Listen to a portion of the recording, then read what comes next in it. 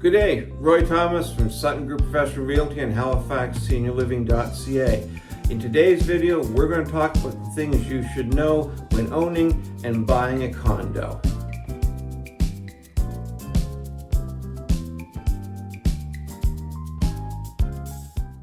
So let's go into it. Number one, what is a condo? Well, a condo isn't simply an apartment or a townhouse that you're buying. A condo is not a type of property. A condo is a type of ownership. It could be an apartment style condo in a building. It could be a townhouse, or it could even be something like a bare land condo where you're actually buying the land. You pay your condo fee on the land, and then you can put improvements on the land, such as a house. And it would typically be the development, a small subdivision, for example. The reason that they would do a bare land condo is that when it's located in an area where there's no municipal services, no water and sewer, typically in that case, land requires to have its own septic and its own source of water, its own well.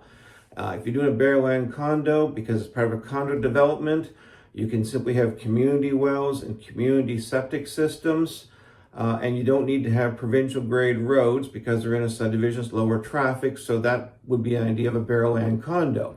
But a condo is how you own the property because you're owning it in conjunction with the other members of the condo corp.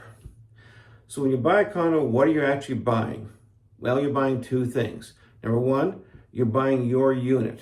Let's say you're in an apartment style condo. You own the inside of the unit, typically everything from the paint out.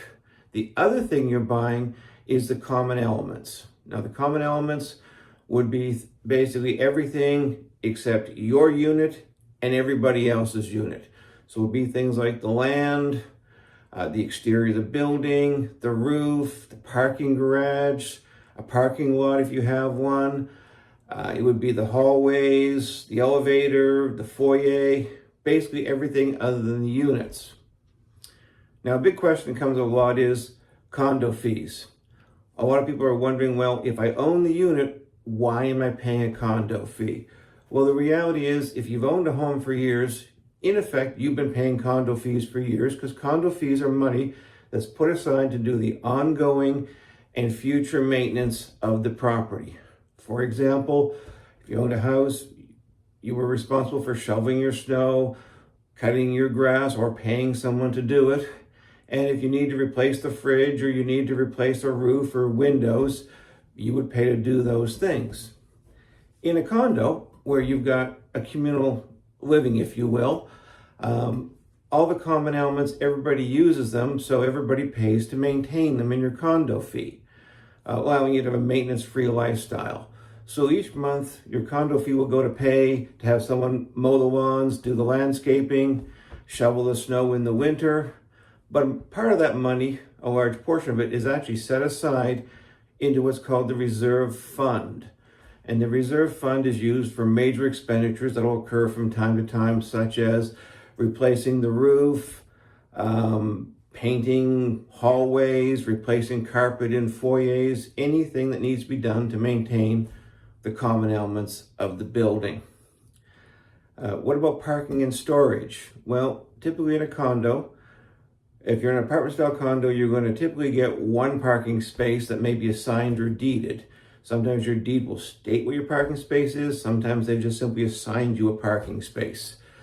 If you need additional parking spaces, because a lot of people do have two cars, you can either rent or buy a parking space. Most condo corps do have additional parking spaces that they can rent to you.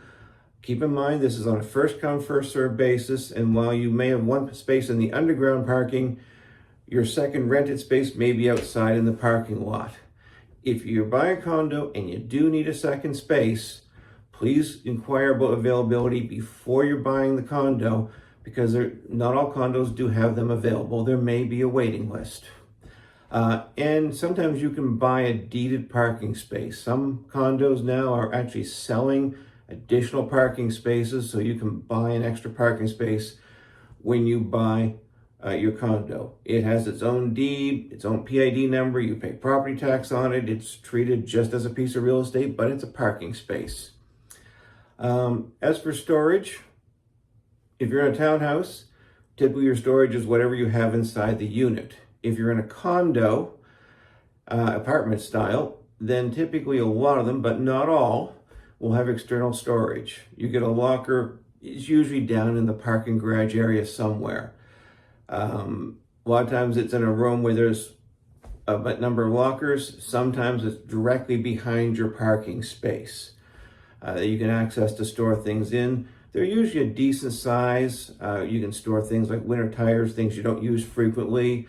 I've had some clients like to go biking, so they store a bike in there. So you do get one parking or one storage space as well.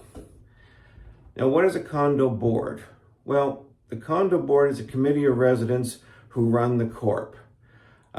Typically, they're volunteers and they're elected each year. They're owners of the corporation, if you're of the condo units, if you will.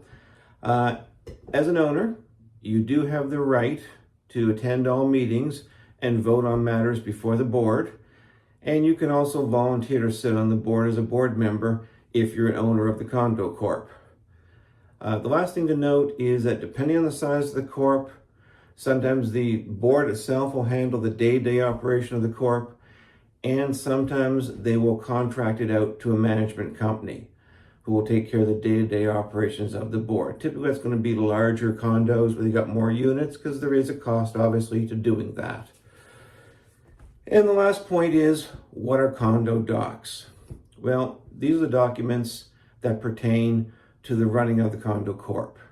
Typically, there's a few main ones. Number one, the rules, regulations, and bylaws.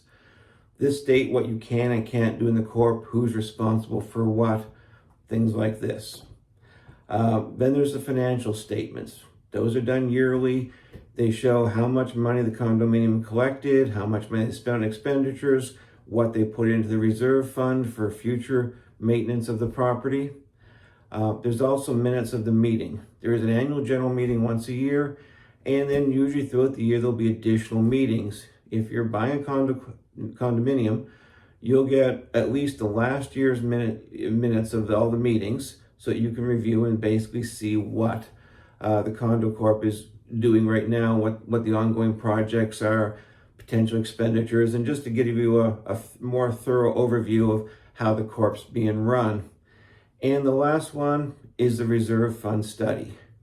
Now, this is a big one. It's going to require some time, so we're going to actually do that in the third video coming out next week. We'll have that available for you.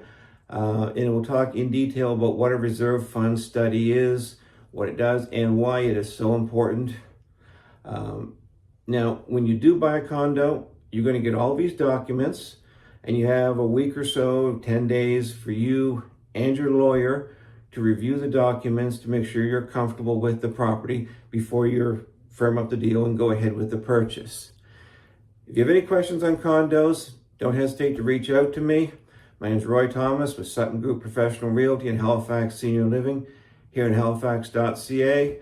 You can reach me at 902-497-3031 or visit my website, www.halifaxseniorliving.ca. Thanks very much for watching, and please don't forget to subscribe and hit the notification bell so you'll be notified of all future videos. Have a great day.